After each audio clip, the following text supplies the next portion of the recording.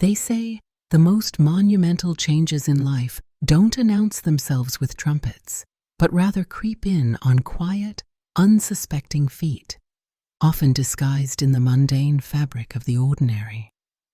Or perhaps they begin with the subtle tremor of an unexpected glance, the accidental, lingering brush of fingers in a sudden downpour, a spark ignited in the ashes of routine. Before you immerse yourself in this story of a quiet life slowly, irrevocably unraveled, if you find echoes of your own unspoken truths whispered between these lines, do consider subscribing to our channel. Here we journey together into the hidden, often turbulent, currents of the human heart. You might be surprised, and perhaps even comforted, by what you discover. Now, let her tell you how it all truly began, on a morning that deceptively felt just like any other. The morning began, as it always did, with the pale, almost reluctant light of dawn seeping through the narrow gaps in our half-closed blinds. I woke up before him, a habit ingrained over years. The soft, familiar hum of the electric kettle, the quiet pop of the toaster, the rhythmic stirring of coffee, each sound a note in the muted symphony of our established routine. Every movement had its place, every gesture its purpose. Our life had become a choreography of predictability. It was a comfort, this predictability, that wrapped around me like a well-worn blanket. Yet, with an insidious pressure, it smothered me too. Have you ever felt that dichotomy, dear listener, where safety itself begins to feel like a cage? He stepped into the kitchen, already dressed meticulously for work. His suit, a muted gray, his tie perfectly knotted, every hair combed precisely.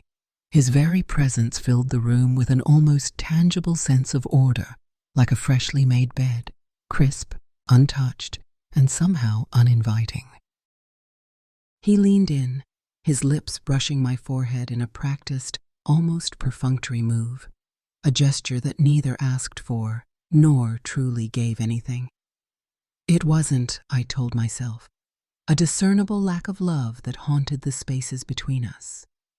It was, more accurately, a profound, aching lack of newness, of spontaneity, of spark.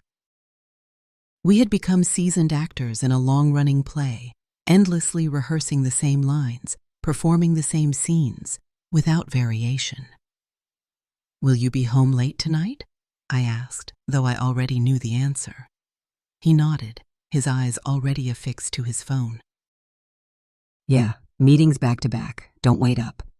And just like that, he was gone, leaving only the lingering scent of his aftershave and a kitchen filled with echoing silence. I stood there, motionless. The toast on my plate grew cold, the coffee lukewarm.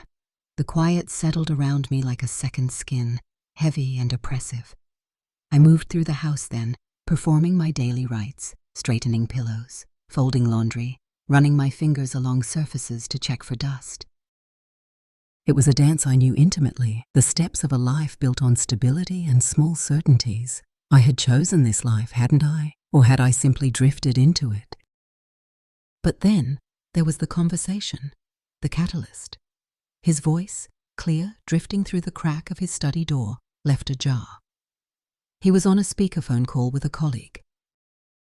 The words, unintended for my ears, landed with a dull thud in my chest. "Yeah, David, everything's fine at home. Our marriage is steady, reliable. There's no real spark, but maybe that's just normal." A spark. He had said it so casually, as if describing the weather. But for me, those words ignited something deep within, a slow burn of painful realization. I sat down heavily on the edge of our bed, feeling the immense pressure of the years we had spent together. My reflection in the dresser mirror stared back, calm, composed. But beneath that placid surface, a fault line was trembling. My hand opened the nightstand drawer. There, nestled between old receipts, lay a small, unopened box. Lingerie, delicate lace in a soft, hopeful blush color. I had bought it weeks ago, a desperate gesture aimed at reigniting something. But the box remained untouched, a silent reminder of intentions unfulfilled. Outside, the street was coming to life. I caught a glimpse of him through the window, the neighbor, walking his golden retriever, his stride easy, a smile ready. We had exchanged pleasantries before, light, inconsequential small talk. But now, as I watched him, I felt a distinct flicker of something new, unsettling and alluring. His eyes met mine. He waved, a casual gesture, yet it sent an unexpected ripple through the stillness of my morning. I raised my hand in response, holding his gaze a moment longer than necessary. Nothing overt, but it was as if a single thread had been pulled, unraveling the tight weave of my life. I turned away, forcing myself back into routine, but the echo of his wave lingered, a small disruption. It was a feeling I couldn't shake, like a fragment of a haunting melody. That night, beside my husband, the space between us expanded, a chasm filled with everything unspoken. I closed my eyes, but my mind wandered to that moment by the window, the unexpected stir in my chest. I told myself it was nothing. But deep down, I knew something fundamental had shifted. A door, long closed, had been left slightly ajar, and all it would take was the smallest push to open it wider. Somewhere in the quiet, beneath layers of routine, I felt it, a spark. The rain came suddenly, a torrential downpour. I had only planned a quick errand to the market. Now, drenched, I hurried down the street, clutching the thin, dissolving paper bag. The house was half a block away when I saw him, coming from the opposite direction, jacket pulled over his head. Even through the rain, his smile was unmistakable, a bright line cutting through the gray, leading straight to me. "Need a hand?" His voice was warm, enveloping. I just nodded, breath catching. He took the sodden bag, his fingers brushing mine. That spark again, a pulse of heat in the storm's chill. We walked the rest of the way in charged silence, rain drumming on concrete. I focused on details, water on his dark eyelashes, the curve of his mouth. Small things, layering unspoken meaning. At my front door, I fumbled for keys, metal slipping in damp fingers. He stood close, the bag on his hip, his physical closeness a tangible weight. The door yielded. I stepped inside, turning for the groceries. He didn't let go. His hand still on the bag, his face so close I saw fine lines around his eyes, tiny gold flecks in his irises. The world outside faded. There was only him, the shared breath, unspoken words filling the space. Then he leaned in. Not a question, not a test, a truth, a moment waiting to happen. His lips met mine, soft and initially uncertain. The world tilted, cool rain on my skin, his warm mouth, the doorframe sharp against my back. A collision, a revelation. The kiss lasted a heartbeat, maybe two, but held the accumulated weight of every choice. He pulled back, his face a mixture of raw surprise and something deeper. I couldn't find words, my voice trapped. "You should get inside," he said finally, his voice rough. "Before you catch a cold." I nodded dumbly, stepping back. He handed me the ruined bag, fingers brushing mine one last lingering time. Then he turned, fading into the rain, leaving his touches echo, his kisses taste. I closed the door, sliding slowly to the floor. Groceries lay forgotten, vegetables spilling like secrets. My mind replayed the moment, his lips, the rain, his softened voice. I pressed fingers to my mouth, feeling his ghost. The house was silent, humming with possibilities. Dampness seeped into my skin, but inside, a fire had caught. I wanted to dismiss it, but it refused. It burned, a small, defiant flame, a reminder something irreversible had changed. For the rest of the day, I moved like a ghost, body present, mind elsewhere. I washed dishes, folded laundry, all while feeling his pull, a thread to a moment I couldn't let go. Every time I closed my eyes, I saw him. Night fell. I stood at the window, watching the street. Rain slowed to a drizzle, pavement dark, reflecting streetlights. His house sat across the way, windows dark. I waited for a sign, a light, a shadow, anything to tell me I wasn't alone. Nothing moved. The world held its breath. Deep inside, I felt it too, the inhale before the plunge. The days that followed were a surreal blur of routines and half-finished thoughts. I moved through life as if underwater, motions slowed, sounds muffled. My husband's voice drifted, a melody I couldn't catch. I nodded, smiled when required, my mind in that rain-soaked doorway, where a kiss had rewritten my story. What does one do when life takes such an unsanctioned turn? Do you fight, or allow yourself to be swept away?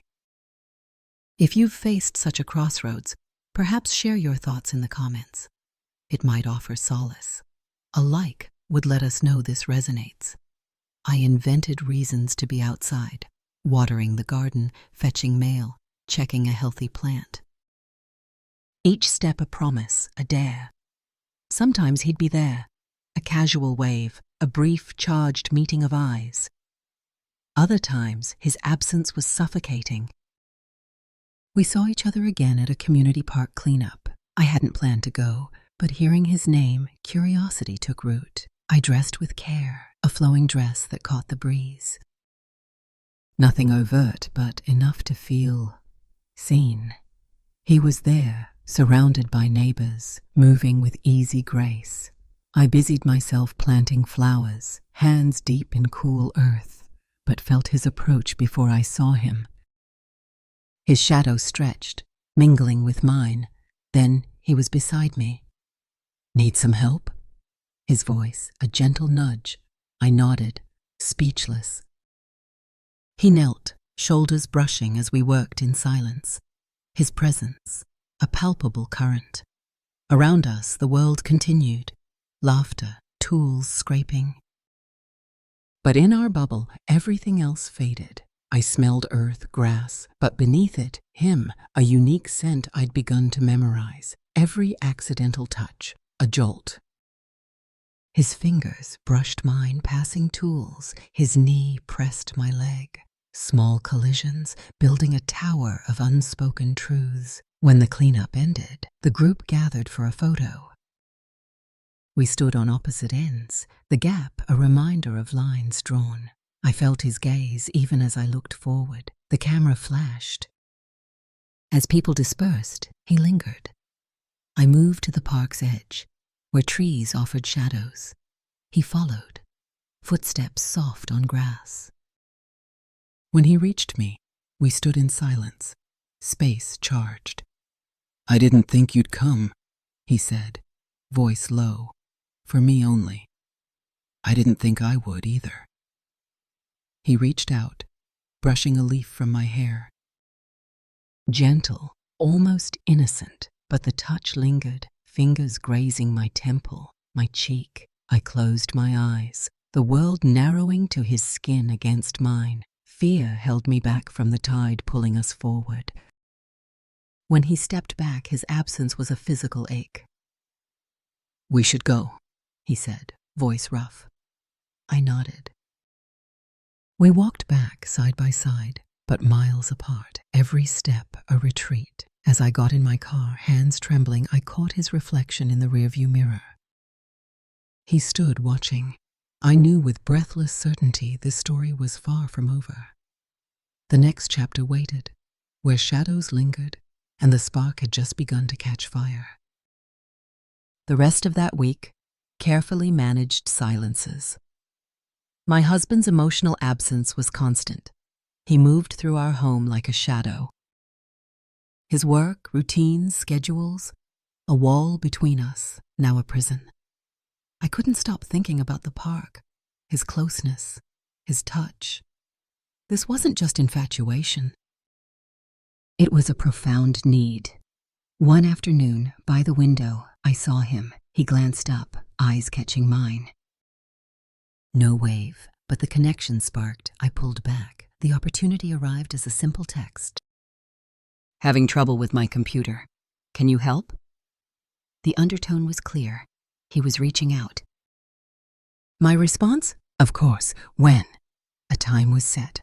I stared at the screen, heart pounding, decision made. At his door, the air was thick with unspoken choices. He opened it, a small smile. His house, warm. I stepped inside, body brushing his. He led me to the living room, laptop open. A harmless problem. But he'd brought me here, into his space, where boundaries blurred. I knelt by the laptop, hands moving, mind elsewhere. He sat next to me, knee pressing my leg. His presence, a constant hum. He was looking at me, seeing my trembling fingers, my tightened shoulders. I fixed it quickly. When I turned, his face was close. His eyes searched mine, a question hanging, fragile and dangerous. His hand lifted, brushing hair from my face. Fingers lingered, tracing my cheek. My own hand rose, finding his wrist. His face tilted, lips a breath away. Then the space disappeared. The kiss was gentle, unhurried. His mouth explored, giving me time to pull away. I didn't. I leaned in, hand slipping to his neck, drawing him closer. His response, immediate, the kiss deepening, arms wrapping around me, pulling me into his warmth. We broke apart, foreheads resting, breathing synchronized. "I fixed the computer," I whispered, a shaky smile. He chuckled. "Yeah, you did."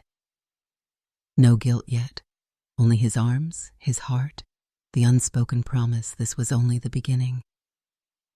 The days began to blend, threaded with new exquisite tension.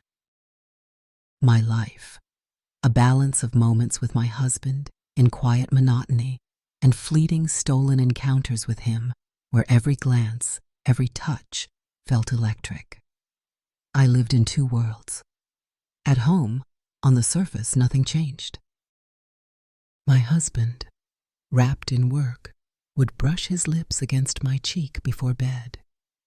Did he notice the shift in me? If so, he never said. Our stolen moments became when I felt truly alive. A shared glance over the garden fence, his hand brushing mine. A story we were writing in life's hidden margins. One warm evening, a neighborhood barbecue. I went alone. My husband had a last-minute meeting. He was there. Our eyes met across the crowd, a spark. I felt him from a distance, his presence a magnetic pull. I moved through polite conversations. We circled each other careful until we found ourselves alone under an old oak tree. "You look beautiful," he said, voice low for me only. A shiver ran through me. "Thank you." He reached out, fingers brushing mine. Light, careful, but enough to unravel me. I leaned into him. He pulled me into shadows. His lips found mine, a kiss of question and answer. No hesitation, no doubt, only raw hunger. His hands on my waist, holding me steady. We broke apart when loud laughter brought us back. I stepped back, tree bark grounding me. His touch lingered as he rejoined the party. I followed, heart racing, his taste on my lips. The evening passed in a haze. I saw him across the lawn. When he caught my eye, His expression softened, a promise in his smile. At home, my husband was in his office, screen light on his tired face. "Hey, how was it?" "Good. Nice to see everyone." He nodded, attention drifting to his screen. I stood in the doorway, the weight of my duplicity settling. The distance felt insurmountable. I lay in bed, desire and guilt twisting in my chest. I dreamed of his hands, his breath.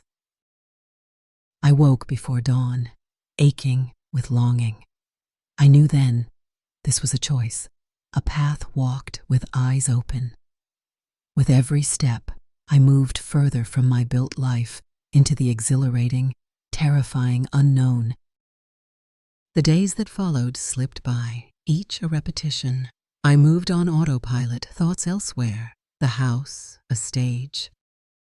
My husband in his orbit, mine shrunk to stolen, incandescent moments. I noticed small things, his phone always in hand, reflexive answers. My answers became stories he accepted without question. Beneath the surface, my reality shifted. Each message from him, a jolt. Our conversations coded plans woven into everyday life. He'd walk his dog, I'd be on the porch, his path looped close. "Nice day, isn't it?" "Yes, beautiful." For us, everything. Each word a promise, each glance a brushstroke in an invisible painting. The line between real and imagined blurred. One morning, his message, "Can you come over? I need to talk." I hesitated. Laundry, a reminder of the life I was leaving. But the pull was too strong. At his door, he opened it, face a mix of relief and something darker. His house, neat. We stood in the hallway, space taut. His hand found mine. "I needed to see you," he whispered. I moved closer. His arms around me, face in my hair. We sat on the couch, legs tangled, his hands on my back. Silence. His fingers on my face, a touch soft as a dream. The afternoon slipped by. When it was time to go, he held me. A hidden kiss, outside sky darkening, my phone buzzed. I walked, reality returning, but a warmth remained. The weekend arrived with a soft drizzle. My husband suggested a trip, a cottage by the lake, to reconnect. His intentions, sincere. I agreed. We packed in silence. His eyes, soft, hopeful. As we loaded the car, I saw him by his window. Our eyes met, a fleeting live wire connection. My husband's voice broke the spell. The drive long, rain pattering. My husband talked. My thoughts, with him, the cottage, small, quaint. My husband took my hand, warm but unfamiliar. We unpacked, rain drummed. He suggested a walk. The lake, silver and gray. He reached for my hand. "I miss this," he said. "Just being with you." "I miss it too," I whispered, not entirely a lie. I missed the idea of us, but truth lay in the shadow of another man. We returned. He made a fire. On the couch, a blanket over us, I leaned into him. When he kissed me, gentle, a question, his lips, familiar, but I felt the distance. I kissed him back. He sighed, but I felt a pull to another touch. We moved through practiced intimacy. My mind drifted. I closed my eyes, willing myself present. Afterwards, he held me. I stared into dim light, fire embers, the weight of my choices. I had given him what he needed. It cost me dearly. Truth, an ash-bitter secret. The weekend ended. We drove home in silence. Sky heavy, my reflection, a ghost, his hand on my knee. "I think this helped," he said. "I feel closer." I nodded. "Me too." But my eyes found the house across the street. Truth twisted inside. The distance had only grown wider. Returning home felt like blank pages. Echoes of the weekend lingered, his soft smiles, hopeful glances. He moved with renewed energy. I remained untethered. Each step in our home felt wrong. Late one night my phone buzzed. His name? "Are you home?" "Yes." "Can we talk?" I slipped from bed, leaned against the hall wall. "What's wrong?" A pause. "I can't stop thinking about you." Truth struck, sharp. I closed my eyes. I wanted to respond, but my husband slept nearby. "I know. Me too." Our conversation slipped into early hours. He told me of glimpses, of longing. I shared my thoughts. His final message: "I need to see you." The next day, inevitability. My husband left. A knock, him on the porch. "Is this okay?" I nodded. The door closed, a line drawn. Living room couch.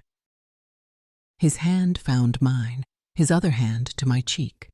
I closed my eyes. His lips found mine, no hesitation. A question I answered, sinking into its truth. Hours passed. His forehead against mine. "I don't want to leave. I don't want you to." The most honest words in weeks. Light shifted. He stood to go, a final, lingering kiss, gone. The door closed. Silence changed. No longer a void, but a promise. I leaned against it, fingers to my lips. The line vanished, no going back, only the path forward into the unknown, our story writing itself. The days that followed felt like living in a dream. I moved through life with a new awareness, each moment layered with him. My routine, secret acts, coded messages. Everything else, a dull hum. My husband remained oblivious. His days, rhythm of work, evenings, laptop glow. He'd ask about my day, voice warm, eyes kind, but a shadow between us he couldn't see. I studied him, seeking suspicion. He remained steady. Messages from him, sparks. He knew my husband's schedule. We planned moments carefully, weaving them in, each visit a secret seam. Our meetings took on a rhythm. His knock soft, his presence filling the house with warmth. Conversations, mundane and profound. His past, broken pieces, buried hopes. I found solace in his honesty. One afternoon, "Sometimes I imagine a different life," he said. "One where you're more than just a moment where I don't have to leave." His words, possibility, and ache. I took his hand. I wanted that life too, without secrets, his name on my lips without fear, moments freely given. But my life pressed against me. My marriage. I could not untangle without breaking everything. He saw it in my eyes. "I won't ask you to choose," he whispered. I need you to know how I feel." "I feel it too," I said. "But I don't know how to make this real." We sat, choices hanging. As shadows grew, that world frayed. The end? A slow, quiet unraveling. My husband noticed cracks. "Are you happy?" I told him what he needed to hear, but truth hung, ready to snap. One evening, "I feel like I'm losing you," he whispered. "Like you're here, but not really." Honesty cut. "I don't know where I am." "I feel so lost." Pain flickered. "Is there someone else?" The question, the cliff's edge. I couldn't say it. "No." The word a stone. His relief, palpable. My lie, heavy, cold. He pulled me into his warmth. I felt nothing. When I saw him again, truth, a shadow. He reached for me. "This isn't real," I said, voice breaking. "I want it to be, but it's not." His arms fell. "I know. I was just hoping." Silence. He turned a silhouette and walked away. The door closed, a soft click, echoing. The world I'd built, the one I'd let slip. Not a choice, but surrender. I returned to my life. Routines, quiet, marriage walls closing in. But in still moments, his ghost, his touch, a life glimpsed, never held. Beneath everyday life, the spark remained, a quiet ember, reminder of our story in the margins, a truth beyond reach. What becomes of such embers, listener? Do they fade or lie dormant waiting? Perhaps some stories never truly end. If this one has resonated, please like, comment, or subscribe for more explorations of the heart's intricate journeys.